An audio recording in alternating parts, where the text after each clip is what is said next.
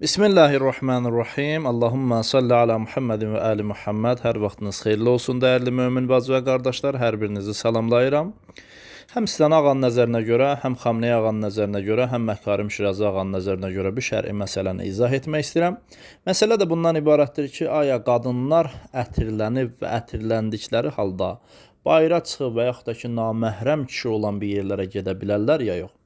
Baxın, bu məsələ müştehidlər arasında fərqli olduğu üçün hər bir müştehidin özünə xas və özünə məxsus olan rəyini qeyd eləmək istəyirəm.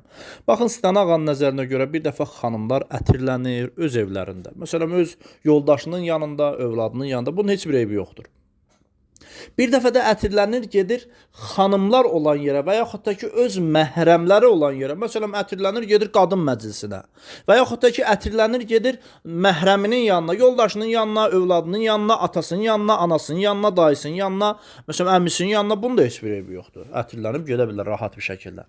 Bir dəfə də var yox, ətirlənir, gedir ümumi yerlərə. Məsələn, çox üzr istəyirəm, gedir bazara və yaxud da ki, hər hansı bir ticarət mərkəzinə və yaxud da ki, hər hansı bir taksiyə minir və yaxud da ki, hər hansı bir avtobusla məsələn bir yerə gedir ki, orada naməhrəm kişilər də var və naməhrəm kişilər də bunun bu ətrindən məsələn üçün qoxuluyurlar. Aya, bu icazəlidir ya yox?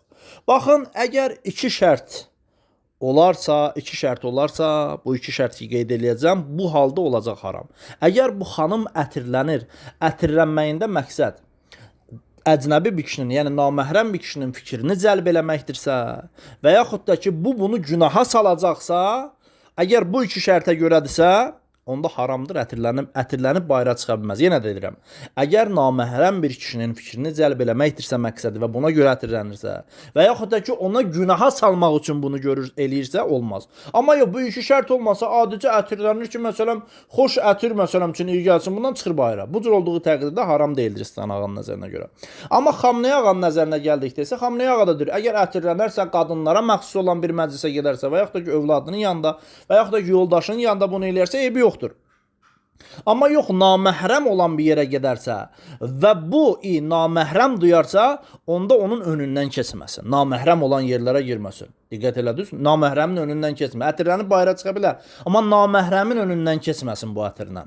Diqqət elədiniz, amma yox, qaçılacaq bir yolu yoxdursa, məsələn, mən bilirəm ki, mən ətirlənəcəm, gedəcəm bir idarəyə, orada da məsələn, naməhrəm kişilər vardır, onda deyir ki, ətirlənməsin. Bu Xamneyi ağanın nəzəri. Məhkarim Şirazi ağanın nəzərinə görə yenə də deyirəm, əgər xanım ətirlənərsə, övladının yanında, məhrəmlərinin yanında, qadınların yanında heç bir eybi yoxdur. Amma yox, ətirlənərsə və bu ətri də, məsələn üçün, xoş iyi gələrsə, bayıra çıxarsa, naməhrəmlərin önünə çıxarsa, deyir, bu icazəli deyildir. Amma yox, bəzən xanımlar azacıq ətirlənir ki, çox üzr istəyirəm. Bunlardan qoxu gəlməsin, çox üzr istəyirəm. Məsələn, təriyi gəlməsin. Bu cür olduğu təqdirdə azacıq Məhkarim Şirazi ağanın nəzərinə görə azacıq ətirlənməyinin eybi yoxdur. Amma yox, həddini aşarlarsa, çox məsələn ətir gələrsə, Məhkarim Şirazi ağanın nəzərinə görə icazəli deyildir. Vəssalamu aleykum və rəhmətullah.